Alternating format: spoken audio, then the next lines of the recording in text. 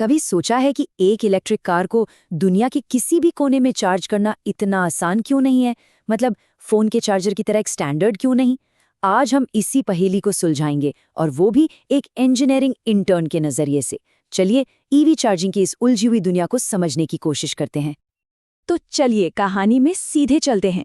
सोचिए, एक बड़ी ईवी कंपनी में इंटर्नशिप का 23वां दिन है। सब कुछ ठीक चल रहा है, सुबह की कॉफी हाथ में है, और तभी एक बड़ा काम आ जाता है।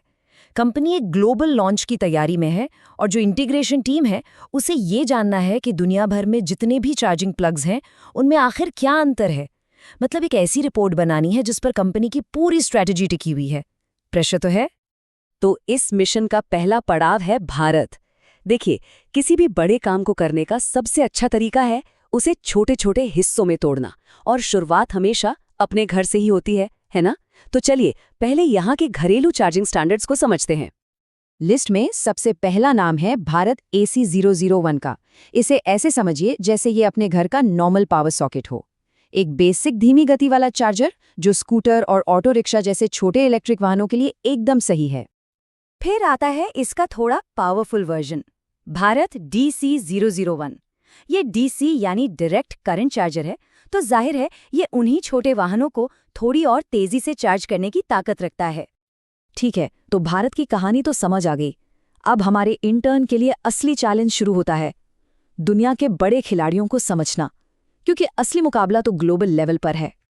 और इस रेस में सबसे आगे हैं CCS यानी कंबाइंड चार्जिंग सिस्टम। इसे आप ईवी चार्जिंग की दुनिया का सुपरस्टार कह सकते हैं। इसकी सबसे बड़ी खासियत यह है कि ये एक ही प्लग में स्लो AC और सुपर फास्ट DC चार्जिंग दोनों की सुविधा देता है। और इसका जो CCS2 वर्जन है वो तो यूरोप और भारत में तेजी से डिफ़ॉल्ट स्टैंडर्ड बनता जा रहा है।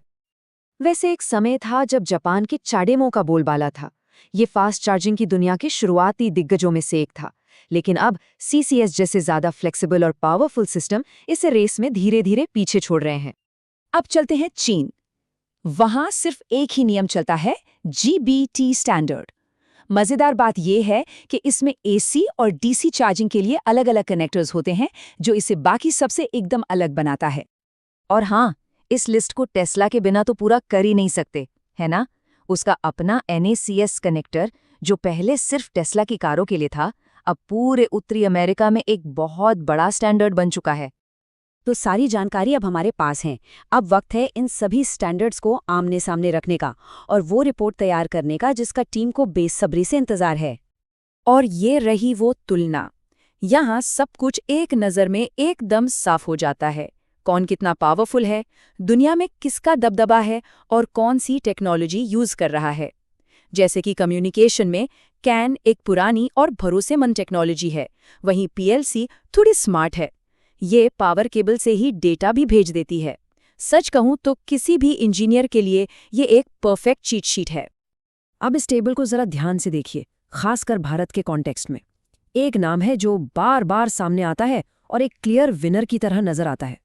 तो हमारी इंटर्न की रिपोर्ट का अगला और सबसे जरूरी सवाल यही बनता है, आखिर CCS2 ही भारत की कारों के लिए यूनिवर्सल स्टैंडर्ड क्यों बनता जा रहा है?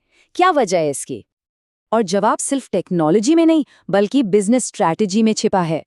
CCS2 को अपनाकर भारत खुद को सीधे सीधे ग्लोबल ईवी मार्केट से जोड़ रहा है। इससे गाड़ियों को एक्सपोर्ट करना आसान हो जाता है, और सबसे बड़ी बात, भविष्य की टेक्नोलॉजी के लिए भी दरवाजे खुले रहते हैं। और पावर का अंतर तो देखिए, ये कमाल का है। जहां पुराने स्टैंडर्ड्स एक लिमिट पर आके रुक जाते हैं, वहीं CCS2 अल्ट्रा फास्ट चार्जिंग की एक पूरी नई दुनिया खोल देता है। ये जो छलांग है ना, ये बहुत बड़ी है। तो हमारे इंटर्न का ये छोटा सा टास्क हमें एक बहुत बड़ी तस्वीर दिखाता है। ये सिर्फ प्लग और सॉकेट की कहानी नहीं है, ये कहानी है कि कैसे टेक्नोलॉजी पूरी दुनिया को एक साथ जोड़ती है। असल में एक चार्जिंग स्टैंडर्ड सिर्फ एक प्लग नहीं होता, ये एक गाड़ी का पासपोर्ट होता है, जो ये तय करता है कि वो दुनिया में कितनी दूर तक जा सकती है और कहाँ-कहाँ बिक सकती है। मतलब एक स्टैंडर्ड का चुनाव एक चेन रिएक्शन शुरू कर देता है। ये कार के डिज़ाइन से लेकर उसकी कीमत तक, चार्जिंग स्पीड से लेकर दुनिया भर में उसे चार्ज कर पाने की क्षमता तक, हर चीज़ पर, सच में हर चीज़ पर असर डालता है। और ये सब हमें एक आखिरी बड़े सवाल पर लाकर छोड़ देता है जब हर देश अपना अलग सिस्टम बना सकता था, तो फिर वो कौन सी ताकत है जो सबको एक ही ग्लोबल सॉल्यूशन की तरफ खींच रही है? इसी सवाल के साथ आज की ये पड़ताल यहीं खत्म करते हैं।